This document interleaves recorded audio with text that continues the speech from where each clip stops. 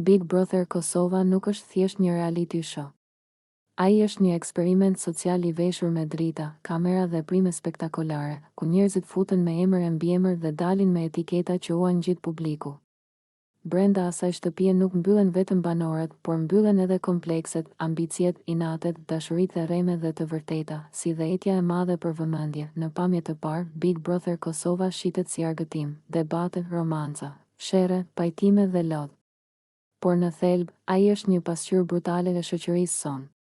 Aty shihen qartë mënyrat si komunikojmë, si gjykojmë, si idealizojmë dhe si shkatërrojmë njëri tjetrin. Një fjali e thënë gabim mund të bëjë armik publik. Një histori personale mund të kthehet në armë kundër teje. Banorët hyjnë duke thënë jam vetvetja, por shumë shpejt kuptojnë se vetvetja nuk mjafton. Fillon loja, kush është viktim, kush është strateg, kush dashuron për kamera dhe kush lufton për finalen.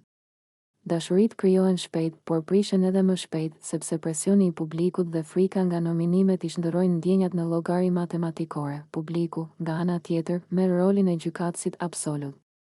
Në rrjetet sociale vendosen dënime morale, etiketime të rënda dhe analiza të jetës private të banorëve, sikur ata të mos jenë njerëz, por personazhe fiktive. Një gabim i bërë në nerva analizohet për ditë të tëra.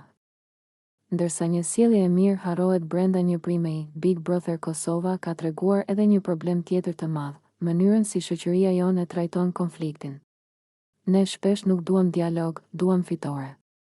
Nuk duam të kuptojmë, duam të kemi të drejtë. Dhe kjo reflektohet qartë në debatet brenda shtëpisë, ku zëri i lartë shpesh ngatërohet me forcën, ndërsa qetësia shihet si dobësi, por sado kritika të ketë, Big Brother Kosova ka edhe një merit. Ai hap tema që zakonisht fshihen nën qilim.